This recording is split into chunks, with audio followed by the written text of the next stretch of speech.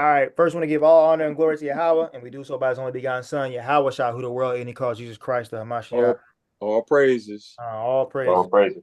So yeah, like I said earlier, we're gonna go over pretty much try to make it. Well, see if it may not be quick, but we're gonna give a macro scope of how of the Bible, pretty much a timeline, if you will, of the Bible, right?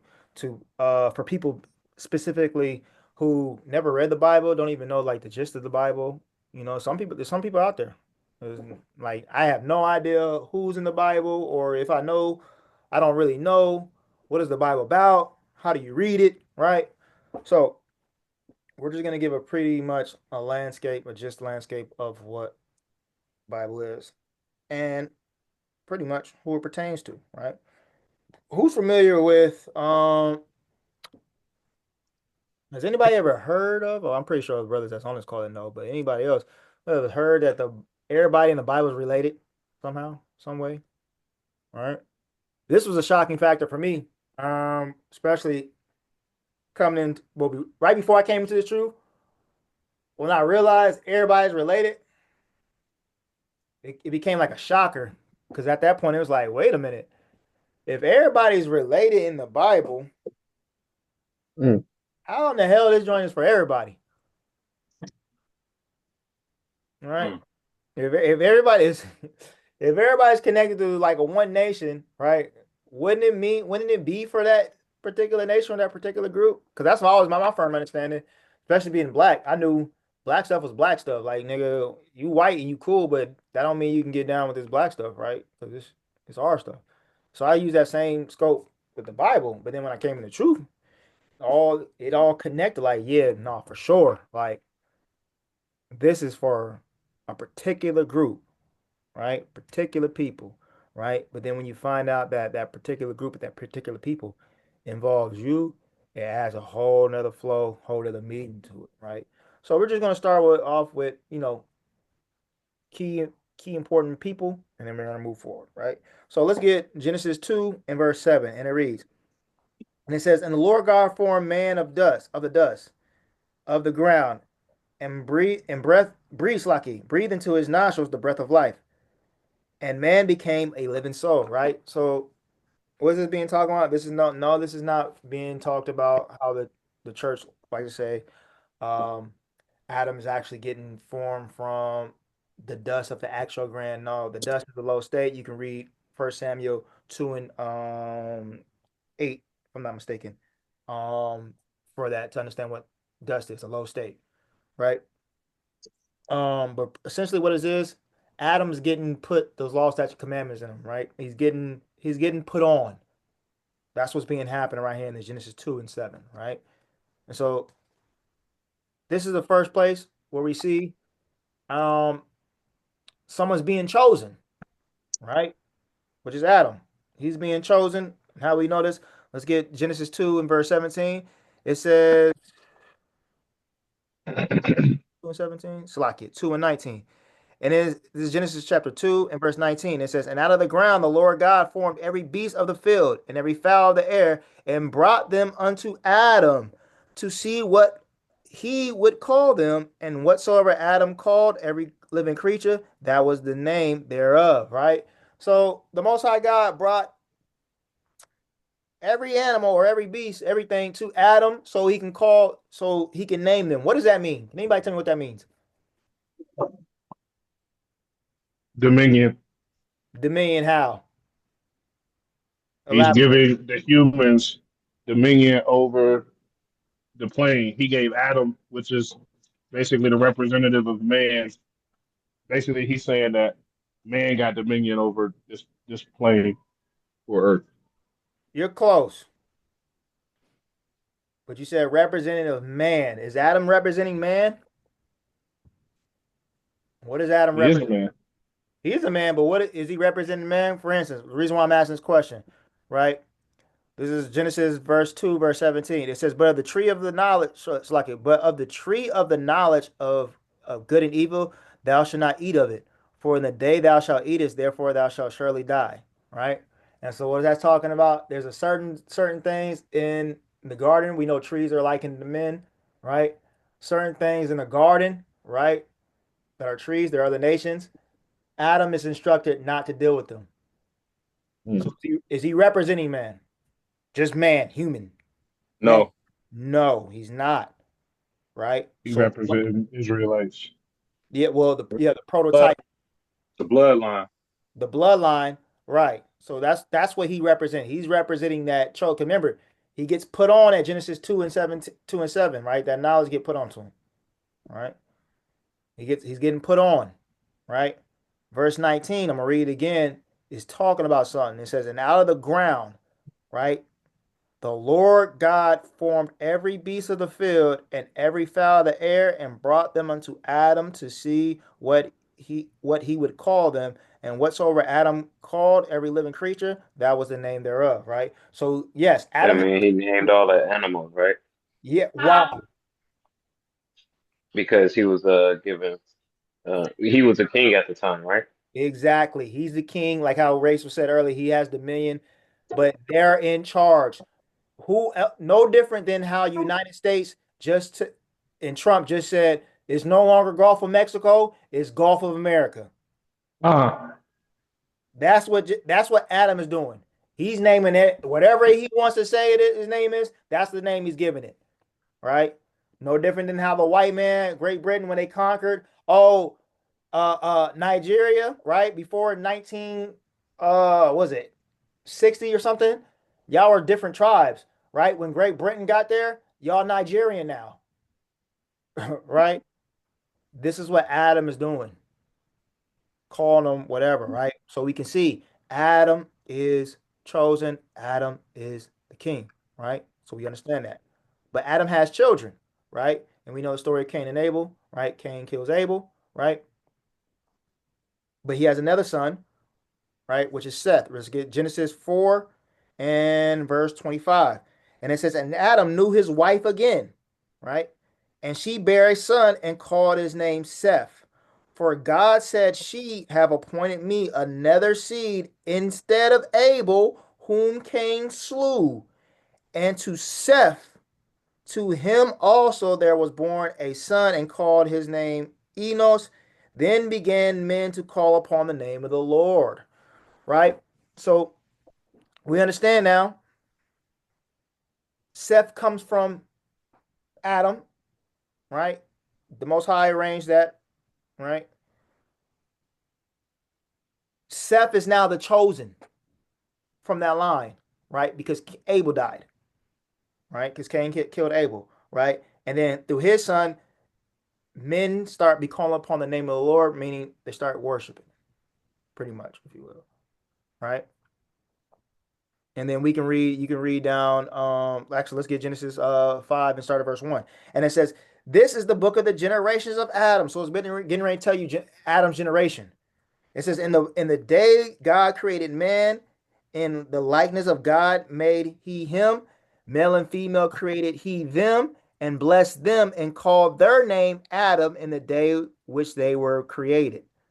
And Adam lived 130 years and begat a son in his own likeness after his image and called his name Seth. So we can clearly see Adam's line is the chosen line and it goes down to his son Seth. So Seth on down is where the Most High is using his chosen. You understand that now? All right. But also out of Seth's line comes another important figure who Moses, right? Let's get Genesis 5 and Slakia 5 and 32. And it says, and Noah was 500 years old, and Noah begat Shem, Ham, and Japheth, right? So remember, this is the lineage of Adam in his Slakia, Genesis 5, right? We just read Seth comes directly from Adam, and when you jump on down to that 32 in the same chapter, Noah is from Seth, right? And of course, we know what Noah did, right? Who can tell me what Noah did?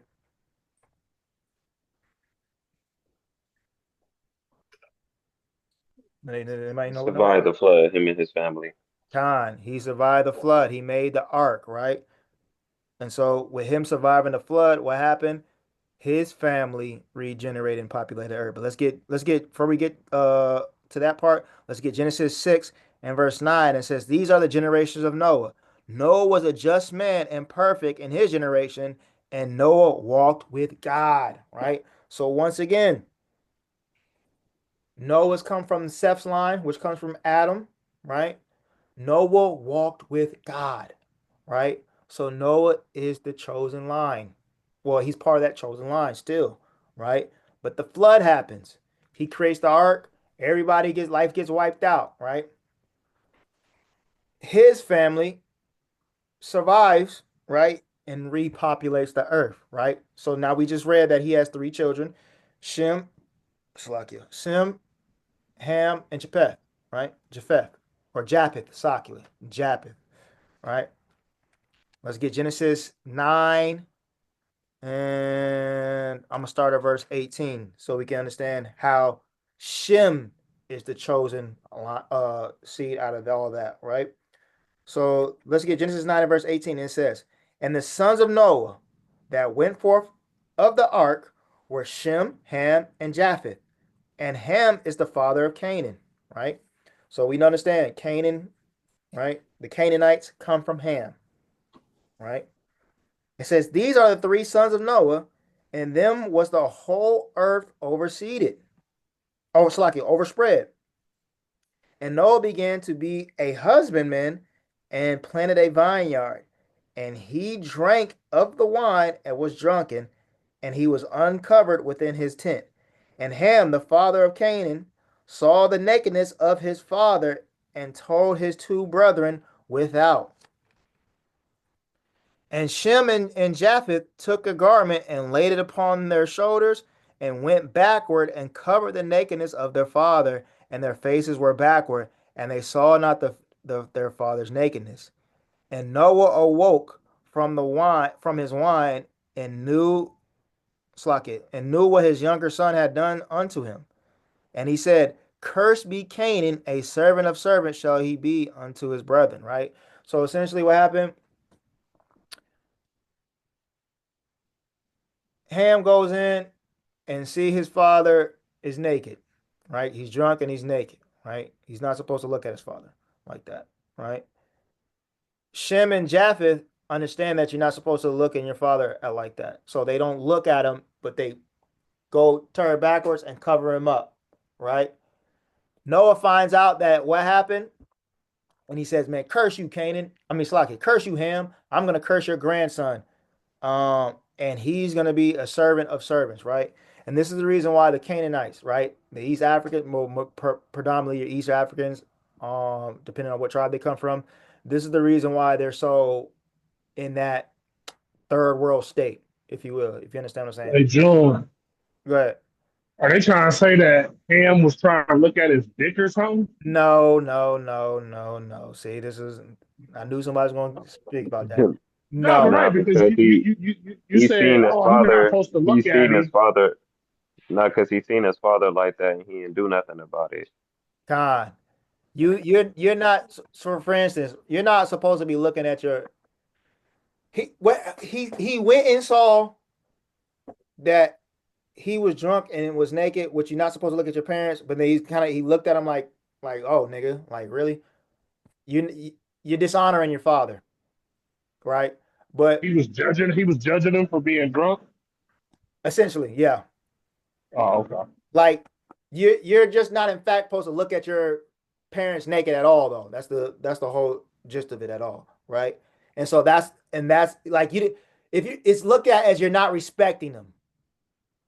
This is why when Shem and Japheth, when they realize what's going on, they didn't look and just covered him up, right? But some people will say, "Oh, Ham did something to Noah," and it's like, nigga, it don't say that nowhere in the text. You have to uh super impose and add stuff to that, but the niggas be trying to do that, right? But it says nowhere in the text. He just saw him naked and he wasn't supposed to, right? That's what happened. Noah gets mad about it and then curses his grandson, right, as a result of it, right? But this is, like I said, this is the reason why the East African predominantly. This is the reason why they're always in their country. Their state is always in that low state because they're being cursed since the beginning to be in a poor state, right? It's always serving, right? Which they're going to continue to do, and even in the kingdom, right? But back in verse 26, and he said, "Blessed be the Lord God of Shem, and Canaan shall be his servants. God shall enlarge Japheth, and he shall dwell in the tents of Shem." So God is going to dwell in Shem's tents. What does that mean? He's going to be always with Shem. And Canaan shall be his servant, right? Canaanites are supposed to be serving us, right?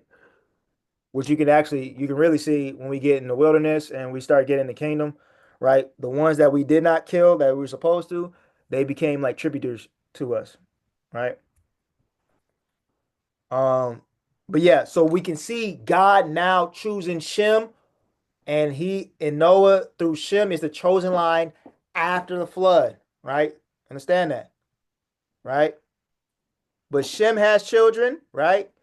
And this is where we get Abraham. Let's get Genesis 11, and I'm going to start at verse 10. It says, "These are the generations of Shem. Shem was 100 years old and begat Arphaxad 2 years after the flood." So we're about to read the generations of Shem. Jump on down to verse 27 in that Genesis 11. And it says, "And now these are the generations of Terah. Terah begat Abram, Nahor, and Haran begat Lot." So we can see in Genesis 11 that Abram, who is later pronounced Abraham, is from the line of Shem, right? So we can see from right now, we can see the chosen line from Adam to Abraham. They are all related. They're all been described about in the Bible. They're all come from Adam's loins, right? And that chosen line, right? And we know what Abraham is, the father of many nations, but Abraham had a chosen line too, or a chosen son too, which is who? Who's a Bible reader? Who is Abraham's chosen son? Isaac. Isaac. Isaac. Abraham chosen son is Isaac. And let's get that.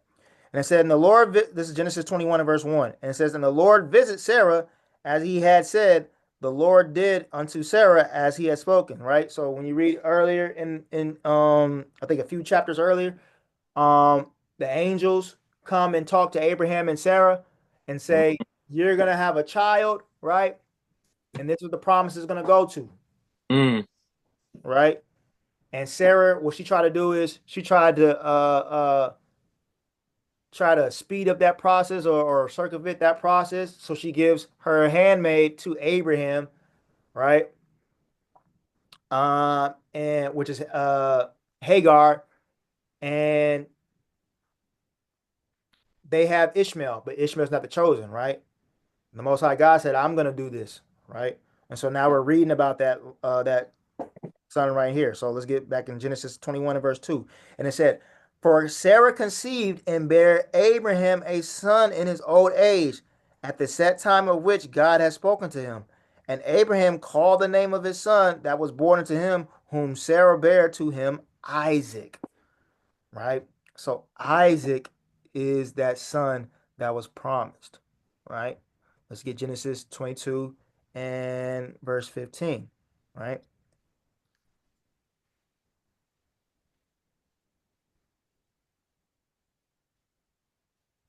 Let's get Genesis 22 and verse 8.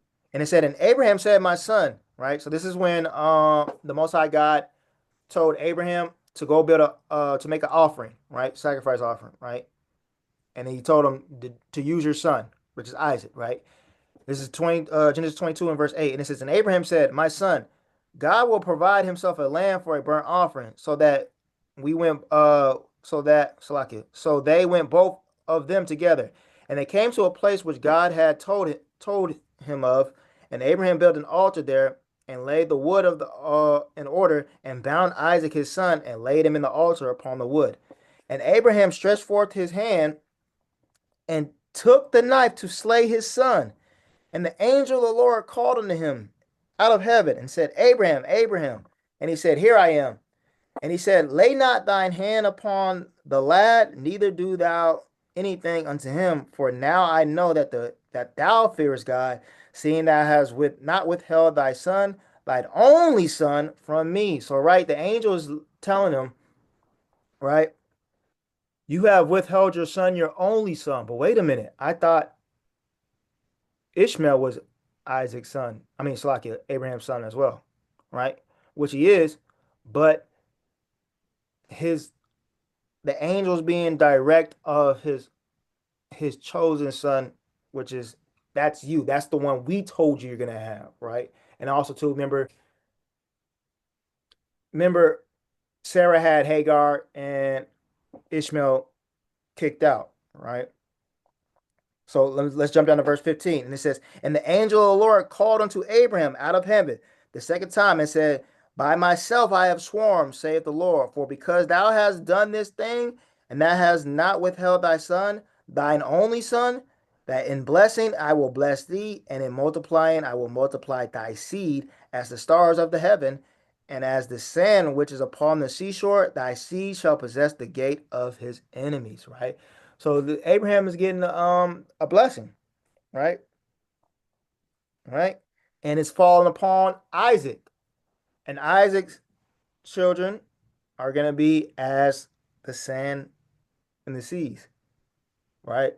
And I believe you can read about that in Hosea, where it talks about how we're as the sand of the sea, right? So we can see Isaac is the birthright, the chosen line, right? So let's get Genesis 25, right? Because Isaac has children.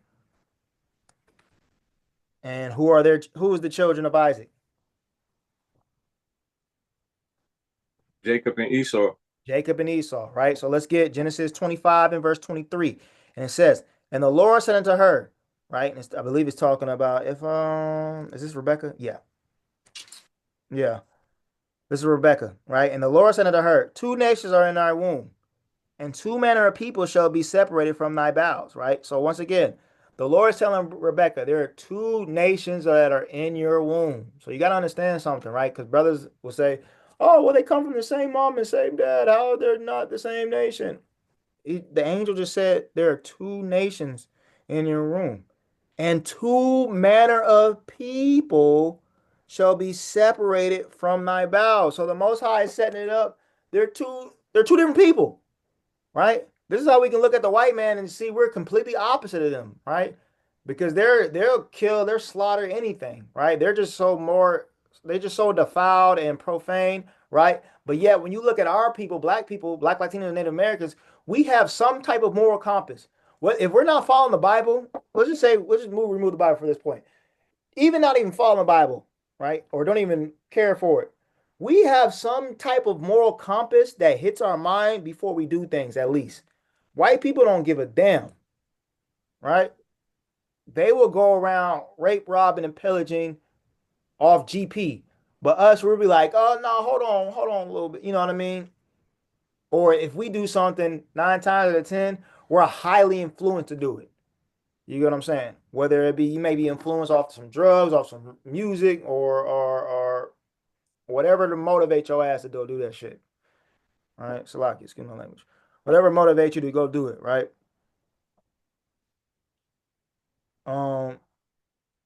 So that's why the angel is telling Rebecca, you have two manner of people, two different nations, two manner of people, right? And they're gonna be separated at that bow. So when they come out, they're just gonna be different, right? And it says, and the one people shall be stronger than the other people, and the elder shall serve the younger, right? And you know what's crazy? I just read a article post that it's genetically proven that the white man is genetically inferior to the black man, right? So we got to understand that, right?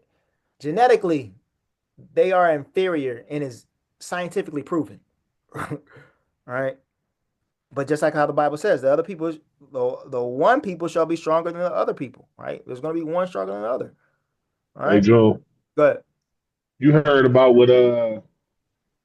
what Robert Kennedy Jr. said too when he was talking about the vaccines. He came out and said that black people be getting fucked up from the vaccines because they stronger and got a better genetic makeup than us. And so the vaccines that we give, it actually fucks black people up. He came out and said that we genetic superior to white people. This is why they tested in Africa first. They test all that stuff in Africa because however it affects Africans, right? And some of my people are there. So however it affects them, right?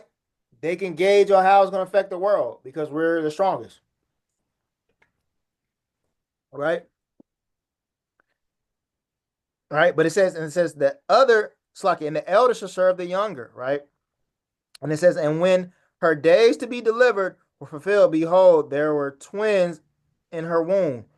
And the first came out red all over like a hairy garment, and they called his name Esau. So Esau is the white man, right? And he came out first. But remember, it says the elder shall serve the younger, right? Esau came out first. Esau is supposed to be serving us, right?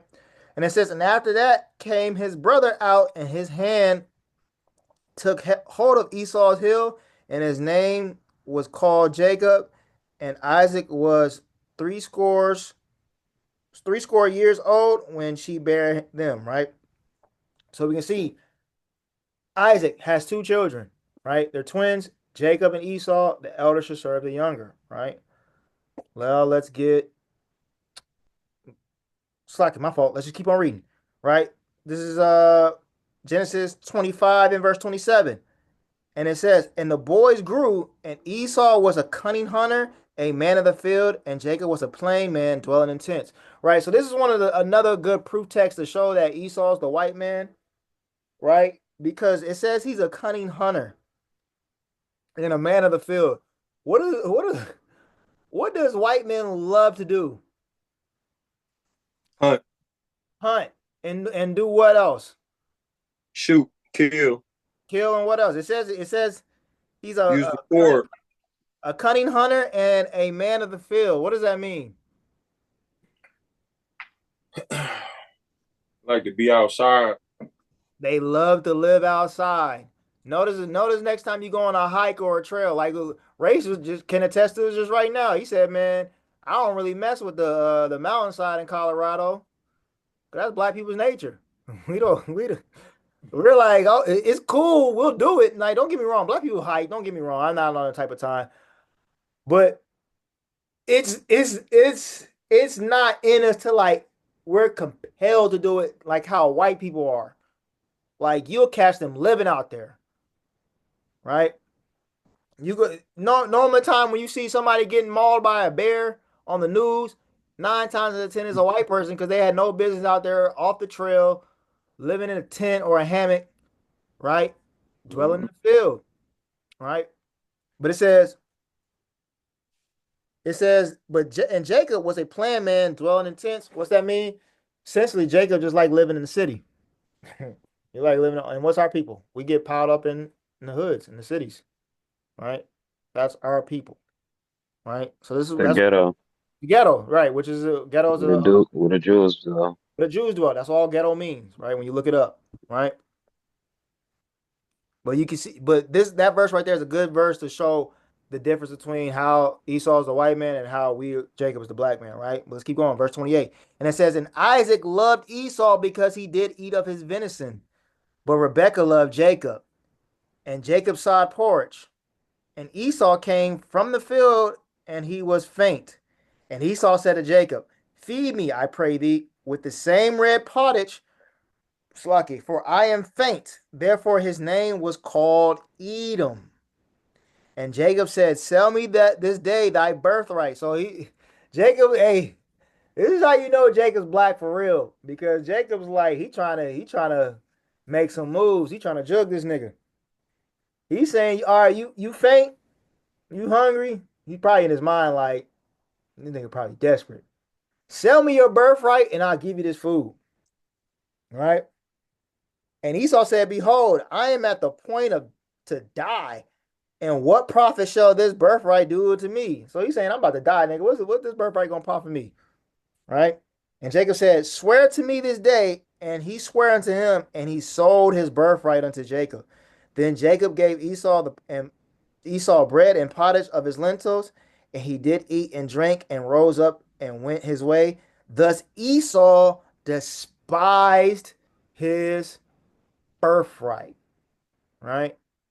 So essentially, that's how in the movie Mufasa, I haven't seen it, but hearing what I just heard earlier, right? How it was supposed to be given to Scar and Mufasa got it. Esau had the birthright, but Jacob got it. How? Because he jugged him out of his birthright, right? But that's on Esau. Birthright is very, very sacred, right? No, by no circumstance are you supposed to let that joint go. You're supposed to die with that, right? He sold his birthright for some food, right? And that's why the Bible calls him profane, right? And that's essentially that's Esau. That's the white man's nature in itself. The white man will sell out anybody for anything. They'll even sell out their own people. Trump is getting ready to do this right now, right? White America thinks that Trump is for him, for them. No, he's not. He's getting ready to sell y'all asses out for some dollars, right? And power, right? But that's Esau, wicked as hell, right? Right. So, so Slakia. That's how Jacob gets the birthright, and that's how the line gets passed down through Jacob, right? And of course, if you read chapter 27, it tells you about how the blessings they got, right? But out of Jacob comes what? Who can tell me? Out of Jacob comes what? The Israelites. Israelites, right? The 12 tribes, right? So let's get that. Genesis 35, and I'm going to start at verse 10. And it said, and God said unto him, thy name is Jacob, thy name shall not be called any more Jacob, but Israel shall be thy name, and he shall call his name Israel, right? So this is after Jacob just got done wrestling with the angel, right? And he said, your name is not going to be Jacob no more. Your name is going to be Israel, right? And God said unto him, I am God Almighty. Be fruitful and multiply.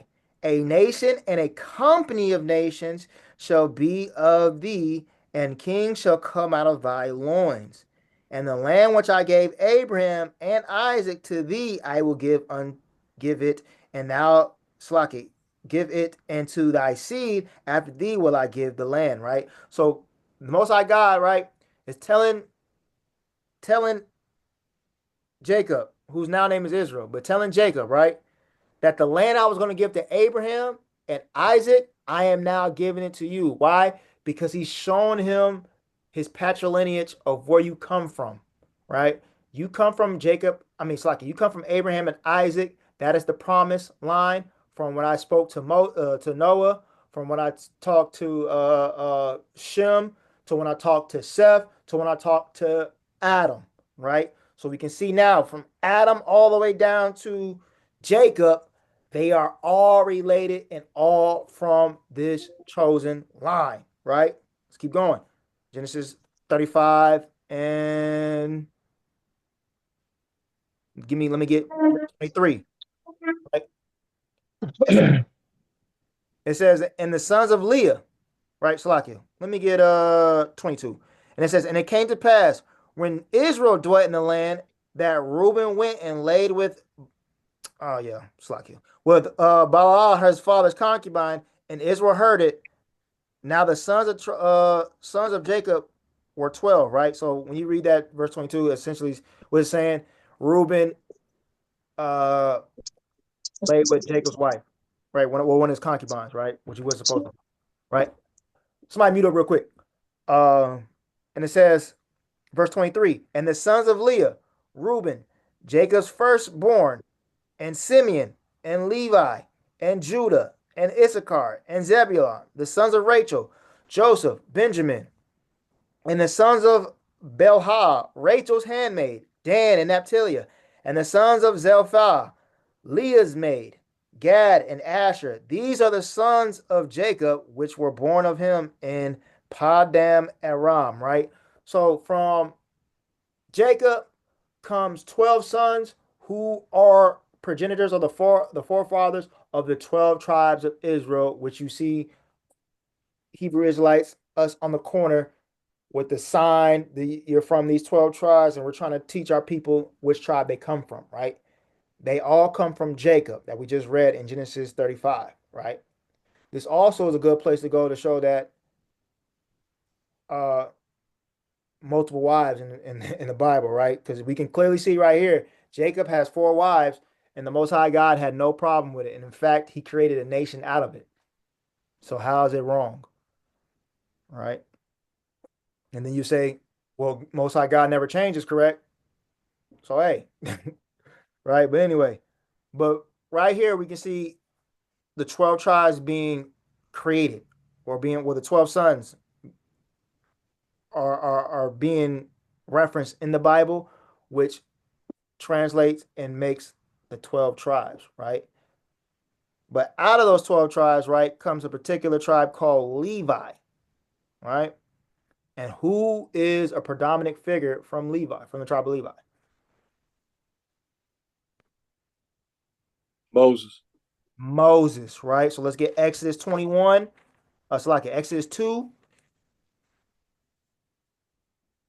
And I'm gonna start at verse 1, right? Because Moses did what?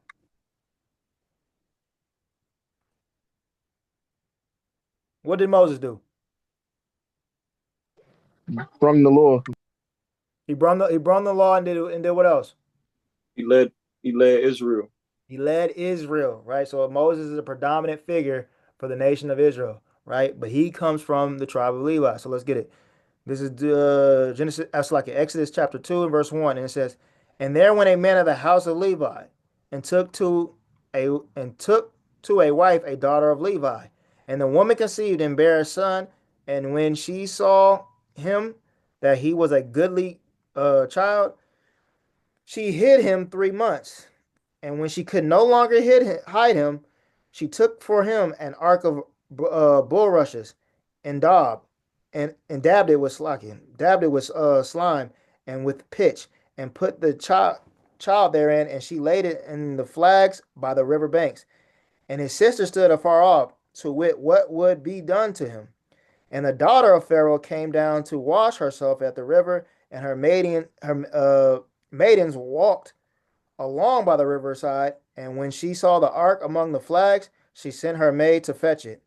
And when she had opened it, she saw the child, and behold, the babe wept. And she had compassion on him, and said, This one of the Hebrew children, right? So this is very, very important right here, right? Because some people will say Moses didn't know where he came from, right? Moses was a baby, and they already knew exactly where he came from. He was a Hebrew, right? So don't ever let anybody tell you that, oh, nobody knew who Moses was and Moses didn't know. No, it was already understood that Moses was a Hebrew child, right? And it says, and then said his sister to Pharaoh's daughter, shall I go and call to the nurse of the Hebrew woman, that she may nurse the child for thee? And Pharaoh's daughter said unto her, go. And the maid went and called the child's mother, right? So Moses' mom that put him in the basket and sent him down the river, they went and got her to nurse the baby, right? And Noah and Slaki and Pharaoh's daughter said unto her, take this child and nurse it for me, and I will give thee thy wages. And the woman took the child and nursed it, and the child grew, and she brought him unto Pharaoh's daughter, and became her son, and she called his name Moses, and she said, because I drew him out of the water. Right? So Moses is from the house of Levi, or from the tribe of Levi. So once again, he's connected, right, through that chosen line of Abraham, Isaac, and Jacob, all the way back to Shem, Seth, and Adam, right? So we can see it's a chosen lineage, chosen bloodline.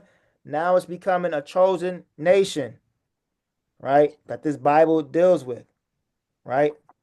And somebody said already that Moses gave Israel the law. This is how Israel becomes a nation, right? Because who can tell me what the law is essentially?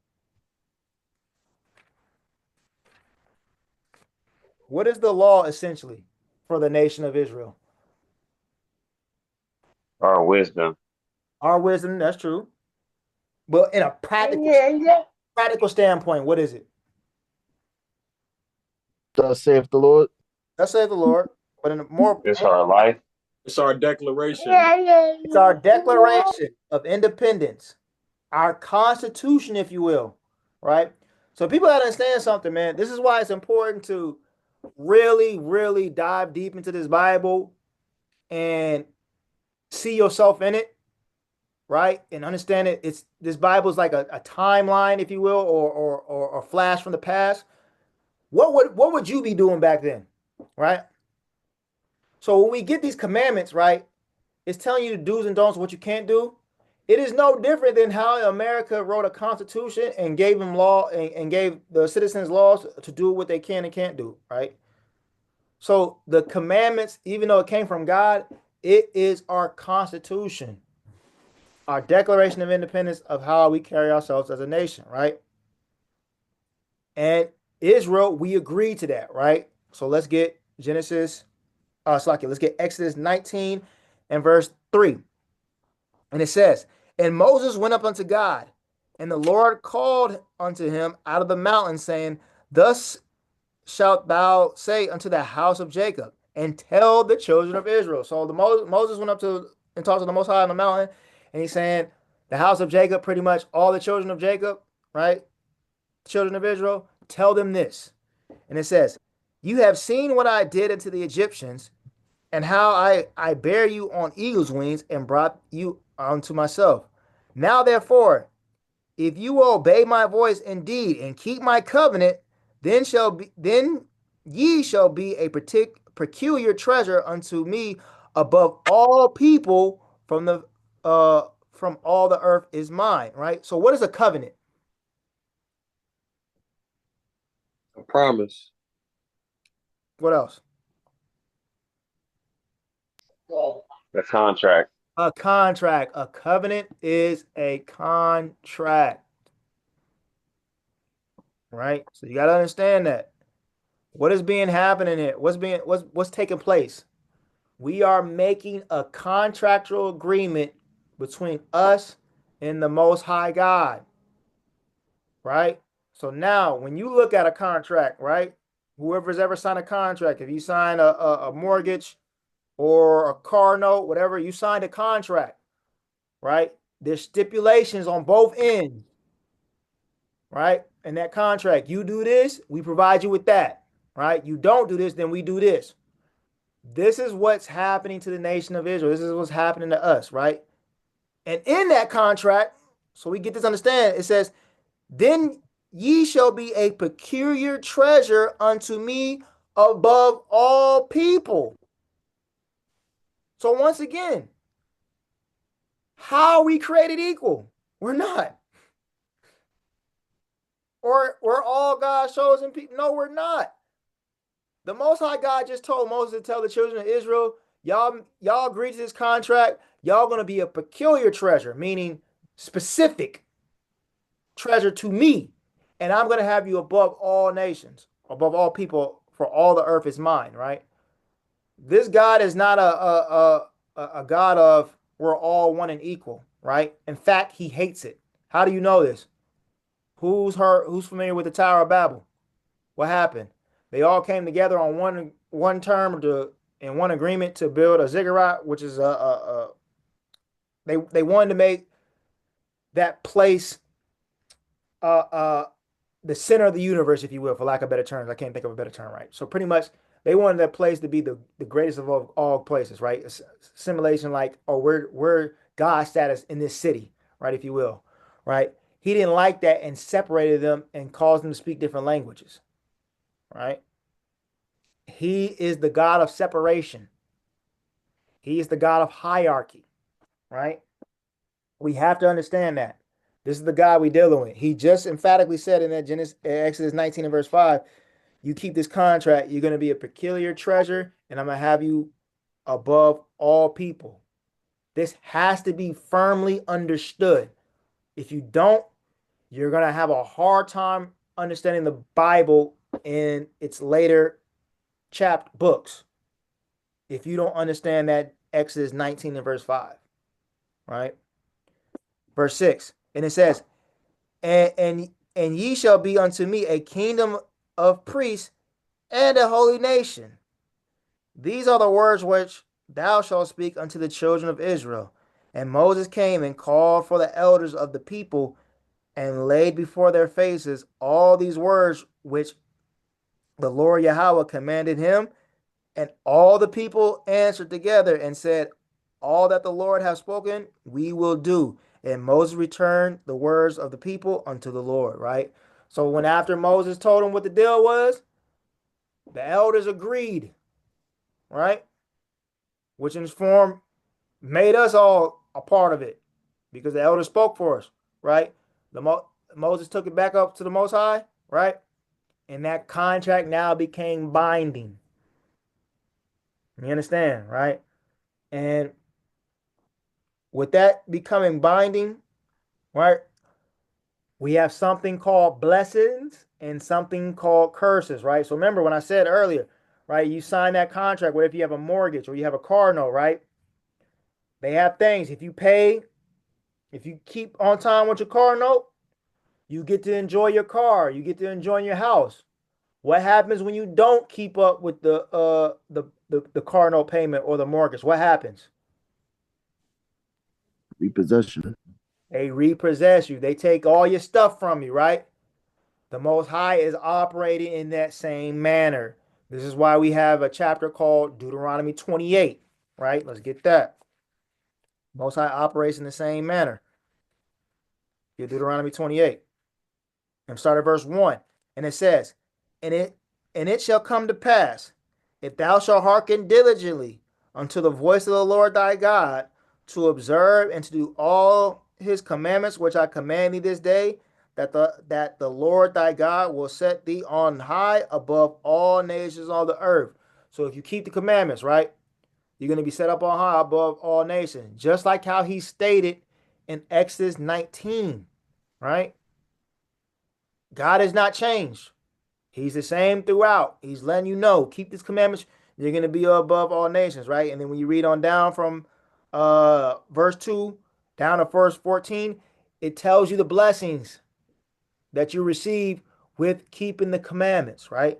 But verse 15, it says, but it shall come to pass, if thou wilt not hearken unto the voice of the Lord thy God, to observe and to do all his commandments and his statutes which I command thee this day, that all these curses shall come upon thee and overtake thee. So that if you don't keep the commandments, curses are gonna come upon you. So, right? So these are one of the disadvantages of not keeping the commandments. Well, this is the disadvantage of not keeping the commandments. Curses will come upon you. So how do we tie into this? Black, Latinos, and Native American, right? Well, we suffer from the curses, right? And one of the particular curses that we suffer from, that we all can endure to this, is Deuteronomy 28 and verse 68. And it says, and the Lord shall bring thee into Egypt again with ships, by the way wherefore I spake unto thee, right? So this is how we know it's not talking about the ancient times, because how?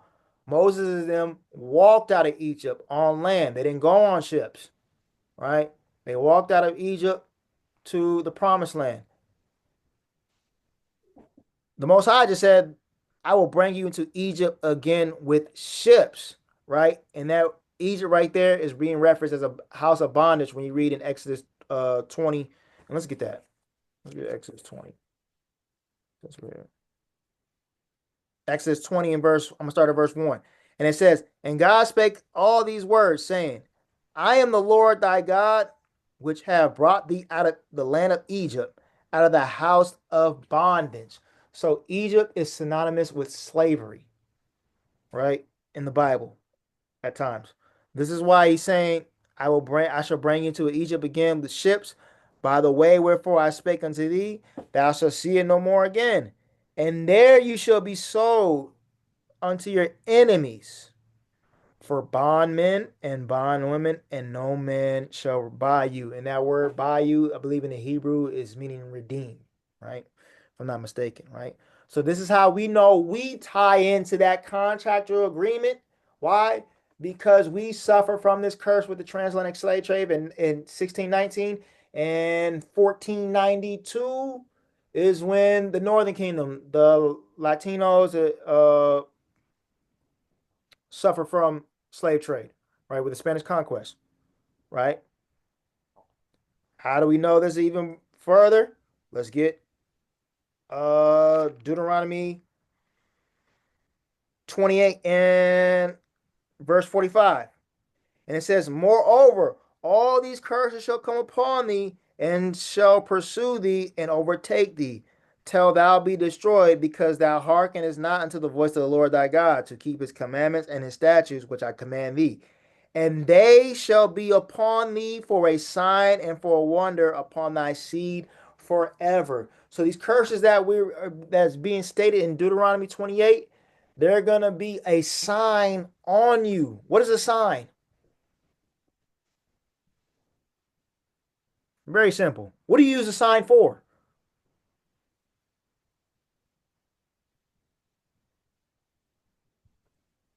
Direction. Direction, right? Or to bring awareness on something, right? These curses are bringing awareness to know that we are the Israelites. If you just simply read Deuteronomy 28 and you read it and be like, damn, that sounds like me. I didn't experience that. This is how it's supposed to make you understand that you are an Israelite. How do you know this?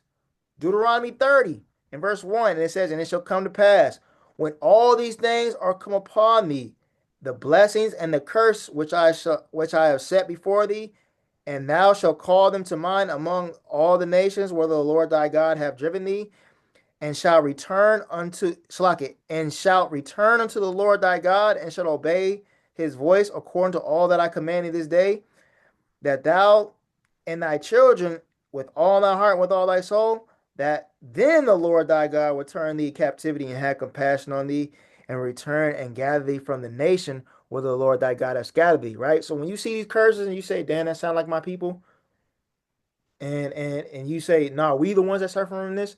This is when the Most High God is saying you supposed to be following the commandments and come back to Him, and this is when He's going to take you out of that bondage. Right. So this is how we know ourselves, Black, Latino, and Native Americans, suffer from that directly, right? But let's keep going back on to we just showed how we are part of that line because we're the Israelites. We showed that. Let's show some more people who's a part of that line too. Let's get King David, right? Because King David comes from where? Judah. He comes from the tribe of Judah, right? He comes from the tribe of Judah, right? Because why? What is Judah? What's so significant about Judah? They're the kings. They're the kings. That's where the scepter goes through. Let's get that in Genesis real quick. Genesis 49.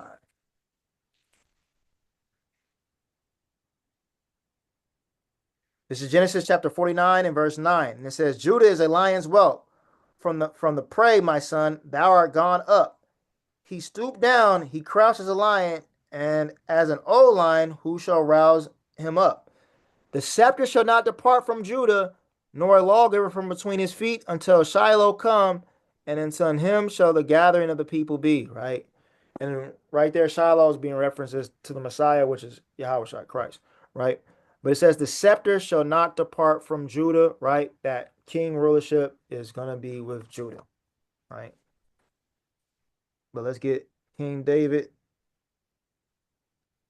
Come on, this is I'm gonna get 1 Samuel chapter 16, and I'm gonna start at verse 1, and I'm gonna jump. And it says, and the Lord said unto Samuel, how long wilt thou mourn for Saul, seeing I have rejected him from reigning over Israel? Fill thine horn with oil and go, and I will send thee unto Jesse the Bethlehemite, for I have provided me a king among his sons. So the Most High God is telling Samuel the king is gonna come from Jesse, right? Who's a Bethlehemite. Where's Bethlehem?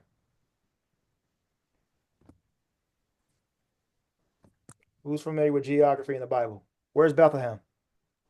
It's in Judah.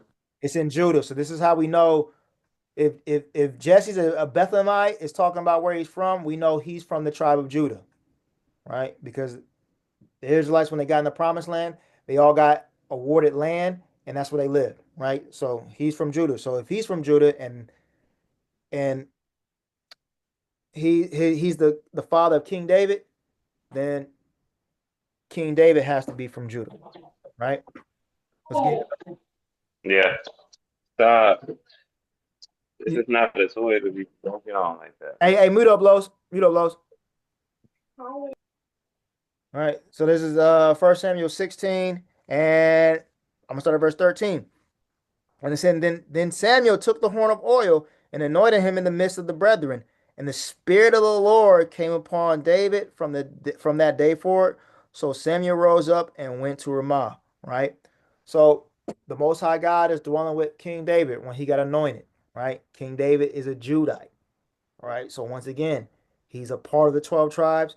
He's a part of that promised line. He's a part of that chosen bloodline all the way back from Abraham, Isaac, and Jacob, Shem, Sheth, Adam, right? He also has a son, right? Which is who? Who's his son? Solomon. Solomon. All right, let's get First Kings. First Kings chapter 1 and verse 34. And it's this is what I need. Come on, start at verse 32. Salakia. This is First Kings chapter 1 and verse 32. And it says, and King David said, call me Zadok, the priest of Nathan the prophet, and Benaiah, the son of Jehoiada. And they came before the king. And the king also said unto them, take with you the servants of your Lord, and call Solomon my son to ride upon my own mule, and bring him down to Gahan. Oh, yeah, Gahan. And let Zadok the priest and Nathan the prophet anoint him their king over Israel, and blow ye the trumpet, and say, God save King Solomon. Then ye shall come up after him, and he may come and sit upon my throne, for he shall be the king in my stead, and I have appointed him to be ruler over Israel and over Judah, right? So King Solomon is get put on, right, according to King David's wishes, his word, right? And King Solomon comes from King David, right? So we can see this line is continuing going, right? But then what happens after King Solomon? Who can tell me what happens after King Solomon? What happens? I forgot who, Rehoboam or Jeroboam. One of them is his sons. Khan. It's a civil war happened, right? Where Rehoboam goes and be kings over Israel because they split, and Jeroboam takes over. Well, Jeroboam takes over as king of the southern kingdom, right? Should I get that? Should I get? I'll just give y'all I'll give y'all the chapter. You can read about that in First Kings chapter 12 on down, right? About that, right? And so they split, and then in between those two, that's how you get the northern kingdom and the southern kingdom. The southern kingdom is consisting of Judah, Benjamin, and Levi, right? And the northern kingdom is consisting of the other tribes, right? And essentially what happens, they have a civil war. And essentially to make it into a modern sense, it's essentially how we have black versus Latino today. That's what's essentially what happened. Right? They start beefing. And in result of that beef, what happens? We all go into captivity. We all go into captivity. So let's get 1 Kings chapter 15 and verse. This is what I need.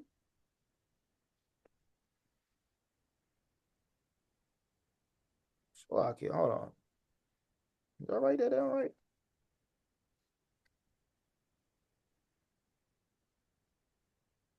Salakia, Second Kings. I put First Kings, Second Kings.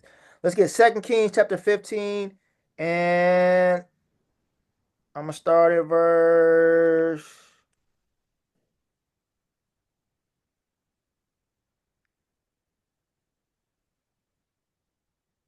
I'm gonna start at verse 28. And it said, and he did which was evil in the sight of the Lord. He departed not from the sins of Jeroboam, the son of Nebat, who made Israel to sin. So Jeroboam, the son of Nebat, caused the northern kingdom to sin, right? With all the idolatry they was doing. They set up like they still was doing like their own priesthood, I think, and I believe Ephraim was the priest of it. And essentially, this is how you get Santeria and all the other stuff, right? Because you know the Levites are the Haitians, right? And so this is how you get the voodoo or the voodoo on, however you want to say it, because they are the priesthood that's instructed to do that, right? But they're just doing it for not for the Most High, right? But in Latin culture, you got something called Santeria, which is pretty much kind of like the same thing, the sacrifice of the blood or chickens and goats and using the blood. Ephraim was doing the same exact thing, right, back then. They set their own chiefhood, right? Let's see if I can get that real quick.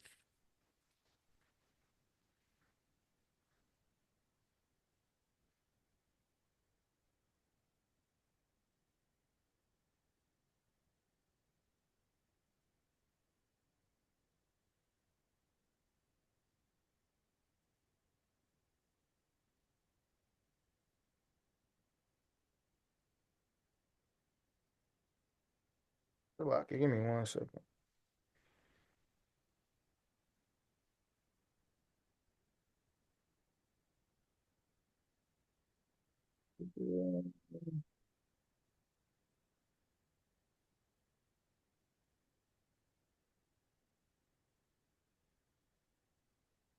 Okay, hold on 1 second.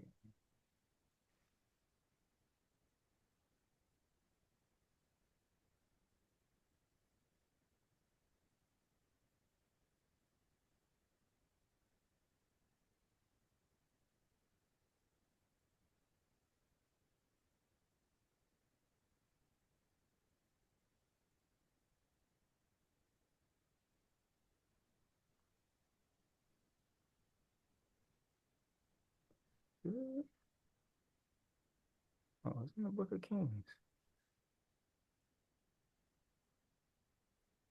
Let's get it. First King.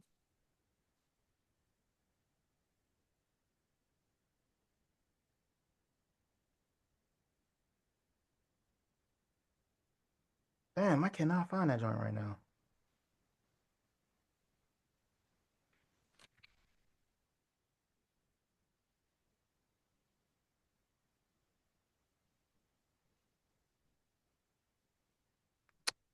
If I don't find it in this next 30 seconds, we're gonna move on. Dang. So like I cannot find that joint right now. But anyway, we reading it's somewhere in Kings when you read it that when the northern kingdom and the southern kingdom split, right? Ephraim became like the chief tribe of the northern kingdom, and they essentially made themselves priests, if you will, and they would do sacrifices in there because they were saying like they would say like, oh, you don't have to go to Judah because we're not dealing with it no more. Or you don't have to go to Jerusalem to make the sacrifice at the temple. We're just gonna set it up, and you come to here, and then we'll do it. Kind of, yeah. Let's no, I got it. Here you go. This is First Kings chapter 12 and verse 25. And it says, then Jeroboam built Shechem and Mount Ephraim and dwelt therein, and went out from thence and built Penuel. And Jeroboam said in his heart, now shall the kingdom return to the house of David. If this people go up and do sacrifice in the house of the Lord in Jerusalem, then shall the heart of the people turn again unto their Lord, even unto Rehoboam the king of Judah. Salakia. So Rehoboam is the Salakia. Rehoboam is king of Judah. Jeroboam is the king of Israel. Salakia. And they shall kill him and go again into Rehoboam king of Judah. Whereupon the king took counsel and made 2 calves of gold and said unto them, it is too much for you to go into Jerusalem. Behold thy gods, O Israel, which brought thee up out of the land of Egypt. And he sent the one in Bethel, and the other he put in Dan.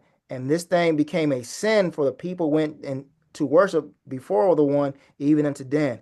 And he made a house of high places, which made priests of the lowest of the people, which were not the sons of Levi. Right. So they went and made priests. Right. Not of the sons of Levi. And what are Levi supposed to be ordained to do? To do the priestly work, right? So they were just covered in sin, right? And the result of that, they went into captivity. So let's get 2 Kings chapter 15, and I'm starting verse 28. And it says, and he did that which was evil in the sight of the Lord, and he departed not from the sins of Jeroboam, the son of Nebat, who made Israel to sin. In the days of Pekah, king of Israel, came Tiglath-Pileser, king of Assyria, and took Ijon and Abel Beth Maachah and Genoa and Kadesh and Hazarah and Gilead, all the land of Naphtali, and carried them captive to Assyria, right? So this is the northern kingdom going into Assyrian captivity, right? And Israel was like it. Judah went off too as well, and they go into that captivity as well. And we can get that in 2 Kings chapter 24, and I'm gonna read at verse 1, and I'm gonna jump on down. This is 2 Kings chapter 24 and verse 1, and it says, in his days Nebuchadnezzar, king of Babylon, came up, and Jehoiakim became a servant 3 years when he had turned and rebelled against him. Right. So Nebuchadnezzar, the Babylonians came up against us, right? Verse 14. And it says, and he carried away all Jerusalem and all the princes and all the mighty men of valor, even 10,000 captives, and all the craftsmen and the smiths. None remained save the poor sort of the people of the land. And he carried away Jehoiachin to Babylon, and the king's mother, and the king's wives, and his officers, and the mighty of the land. Those carried he into captivity from Jerusalem to Babylon, right? And so from them, the first captivity was the northern kingdom with Assyria. Then ours, who, if you're from the southern kingdom, was Babylon. And from there, we went into captivity after captivity, which we'll probably touch on the captivities in another class, right? But we went from Assyrian captivity, Babylon captivity, Persian, right? Persian and Mede captivity, Greeks, and the Roman captivity, and now we know captivity today, which is America, right? But let me ask this question. Now, how does Christ tie into all this, right? Who can tell me? Give me a gist of it, of how Christ ties in all this.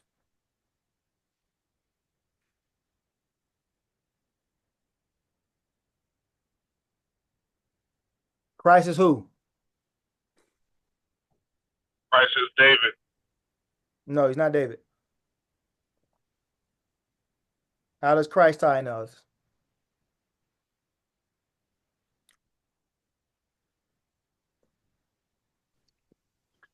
When he be the king of the new kingdom. God, I was about to say, niggas don't believe in Christ now? What we got going on here? Niggas want to talk about it? Right?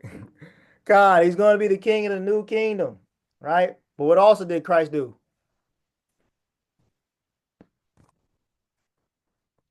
Die for niggas' sins, right? But that was prophesied in the Old Testament. We're going to get that real quick, and to show you how Christ ties in all this, right? So this is Isaiah chapter 53, and I'm going to just read verse 1. And it said, who have believed our report, and to whom is the arm of the Lord revealed? For he shall grow up before him as a tender plant, and as a root out of the dry ground. He have no form nor comeliness, and when we shall see him, there is no beauty that we should desire him. He is despised and rejected of men, a man of sorrows and acquainted with grief. And we hid as we were our faces from him. He was despised, and we esteemed him not. Surely he have borne our griefs and carried our sorrows, yet we did esteem him stricken, smitten of God, and afflicted. Right? So this is talking about the suffering servant, right? The suffering servant is who? Christ. We're going to keep on reading and we're going to prove this. It says, but he was wounded for our transgressions. He was bruised for our iniquities. The chastisement of our peace was upon him, and with his stripes we are healed. All we like sheep have gone astray. We have turned everyone to his own way, and the Lord Yahweh have laid on him the iniquity of us all, right? Because what Christ did, Christ died for our sins, right? That's what we believe, right? Verse 7, it says, he was oppressed and he was afflicted, yet he opened not his mouth. He was brought as a lamb to the slaughter, and as a sheep before the shearers as is dumb. And so he opened not his mouth. He was taken from prison and from judgment, and who shall declare his generations? For he was cut off out of the land of the living. For the transgression of my people was he stricken. Right? So he died for the transgression of the people. Right? We know who the only one that did that was Christ. Right? Who we call Yahweh Shai, who the world enemy calls Jesus. Right? Verse 9. And it says, and he made his grave with the wicked and with the rich in his death, because he had done no violence, neither was any deceit in his mouth. Right? So we know Christ did not sin. Right? Yet, verse 10, it says, yet it is pleased the Lord to bruise him. He hath put him to grief. Then, Slakia, when thou shalt make his soul an offering for sin, he shall see his seed, and he shall prolong his days, and the pleasure of the Lord shall prosper in the hand. He shall see of the travail of his soul, and he shall be satisfied. By his knowledge shall my righteous servant justify many, for he shall bear their iniquities. Therefore will I divide him a portion with the great, and he shall divide the spoil with the strong, because he hath poured out his soul unto death, and he was numbered with the many transgressors, and he bare the sin of many, and made intercession for the transgressors. Right? So he's made intercession for the transgressor. This whole chapter 53 is talking about Christ, right? The suffering servant. And it also says he's going to divide the portion of with the great. So which is talking about the ruler and how the ox is brought out early, right? So we know this is Christ, right? We can see it in the Old Testament. Let's go somewhere where it says almost the same exact thing in the New Testament, right? Let's get Acts chapter 5.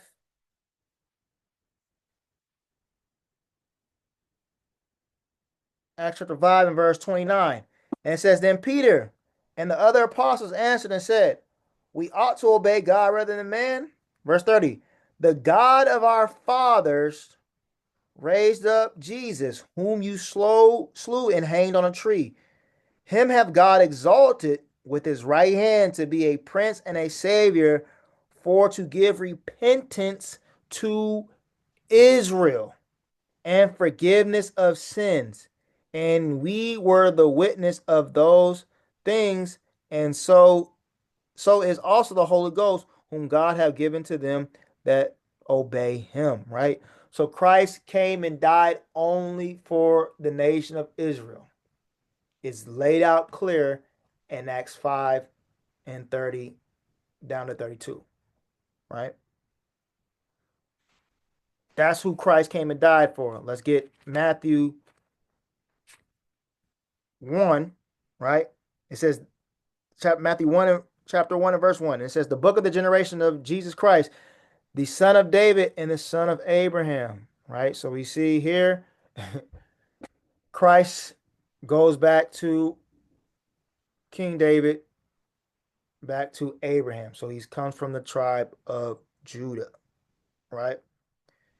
Jump down to verse 21 in that same chapter. And it says, and it shall come to pass, and she shall bring forth a son, and thou shalt call his name Jesus, for he shall save his people from their sins. We just read in Acts 5 and 30, right? The repentance comes to Israel, right? And the forgiveness of their sins. Matthew 1 and 21 just told you Jesus is going to save the people from their sins. So his people has to be who? Israelites, right? From that same chosen line of Abraham, Isaac, and Jacob, right? All the way up to Shem, all the way up to Seth, all the way up to Adam. That chosen line is emphatically true all throughout the Bible. So this is how we understand the macro scope of what the Bible is, right? The Bible starts off with a king, Adam, right? The creation story. Then a king gets set up, Adam, right? He has a chosen line. The Bible tells the story through that chosen line, right? Their family members, that bloodline. It's a family tree, if you will, right? A nation gets built, gets put on, right? Gets taken out of slavery, right? Gave the Constitution, the law, statute, commandments, they get put on, then they break up as a nation. And out of that breakup, they get put into captivity, right? They become slaves to this day, which we still are slaves. And then Christ comes and dies for the sins to get us under grace, which you can read about in the New Testament, right? And then also, like how the ox said earlier, right? He's going to be ruling as a kingdom in the future as future prophecy. Let's get that. Let's get Jeremiah 23.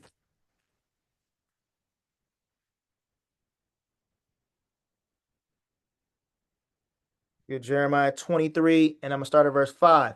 And it said, Behold, the days come, saith the Lord, that I will raise unto David a righteous branch, right? So out of David is going to come this branch, right? This righteous branch, right? So it's pretty much saying that he's the seed.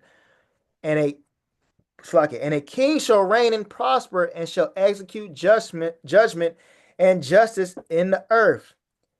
And in his days, Judah shall be saved and Israel shall dwell safely. So in this time with this king, right, and it's talking about Christ, when he comes back and he's in reign over the kingdom, Judah and Israel is going to come back together. We're going to be one nation again, right? And this is the name whereby he shall be called, the Lord of our righteousness. It says, Therefore, behold, the days come, saith the Lord. They shall no more say, The Lord liveth, which brought the children of Israel out of the land of Egypt. But the Lord liveth, which brought up and which led the seed of the house of Israel out of the north country and from the countries whither I have driven them, and they shall dwell in their own land. Right? And of course, where we're living at today, by and large, our people, North America, that's the North Country, right? So when Christ comes back, that ruling king, he's going to take us out of here and put us back in our land and live and dwell safely. And that's the future prophecy. And this is how all the Bible ties in from ancient time to now to the future, right? Um, so with that, does anybody got any questions?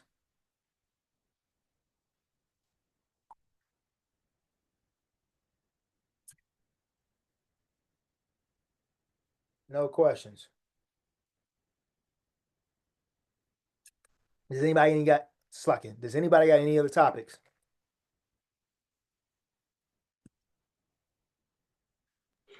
Yeah, I do got a question. So when you was going into the captivity and you was talking about the Babylonians, right? Mhm. And how the poorest and the lowly stayed behind and in the southern kingdom, right? Mhm. Would those people be like the Mizrahi Jews that practice Judaism today? No. Right? All that means is our some of our people stayed. That's all that means. Like the poor. So it's like, how do I want to? It's like gentrification, right? When you gentrify an area, you may still trickle down and see some black people that have been there originally, right? And they'll be the ones that tell you, well, oh yeah, I've been here for how long? I remember this used to be all black, right? That's essentially how that happened. The Mizraim, you said Mizraim Jews, if I'm not mistaken, right? Come, What does Mizraim mean? I don't know. Egyptian. Mm. That's all Mizraim. Let's get that because Mizraim is in the Bible. Oh no, no, not Mizrahi. Mizrahi. Well, it could be translated to the same thing. I don't know. You know what I I'll mean? get the. I'm about to look it up right now.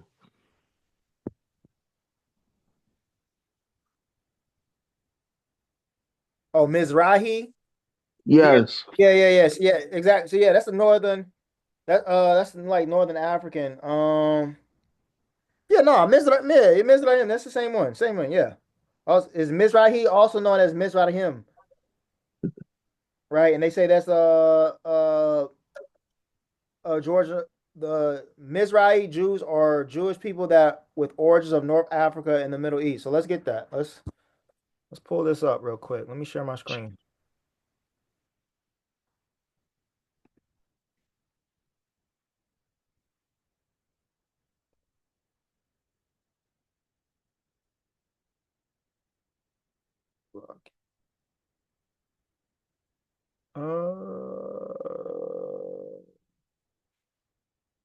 So everybody can see.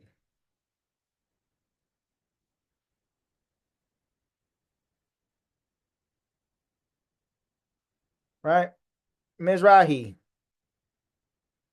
Jewish people with origins of the North Africa and the Middle East. The word Mizrahi is Hebrew for the Eastern. Right? Where does it say? It said Salaki.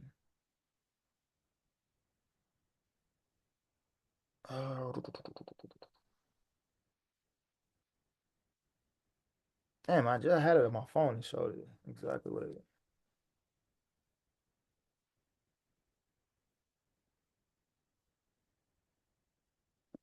Salaki, let me get this in Wikipedia. It says Mizrahi Jews, also known as Mizrahim in plural, Mizrahi in singular, is alternatively referred to Oriental Jews or Edat, whatever that word is, are terms used to Israeli discourse as referred to as a grouping of Jewish communities that live in Muslim world. Right. Descendants of Jewish communities from North Africa, Central Asia, West Asia, and parts of the North Caucasus. This includes Yemen Jews, Yiddish Jews, Turkish Jews, Egyptian Jews. So Salakia. So Mizrahi, I thought it was Mizrahim. These are just Jews from the Middle East. No, but these are not the ones that be left behind. No. Because these people origins are coming from like Asia, if you will, or even this what's the name region right here, this North Africa part of Egypt. But no, these are not Israelites. These will be something like, are you familiar with like Sephardic Jews, which are Come. like the Ethiopians? Yeah, Beta Israel. Yeah, yeah, Yeah, I'm exactly. from Brooklyn. I grew up in Bushwick, but right across the street got Okay. all the Jews. Yeah. So yeah, those are not our people, right? But they're taking on our stuff, if you will. This is the same thing here with Mizrahi Jews. It's the same thing. They're just taking all our stuff. So like when you're reading Kings, right? The poorest of us that got left behind is essentially just some of our people were still there. All right.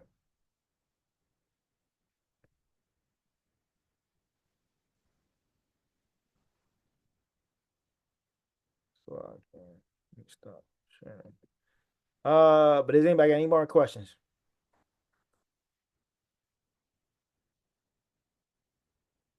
Or any other topic?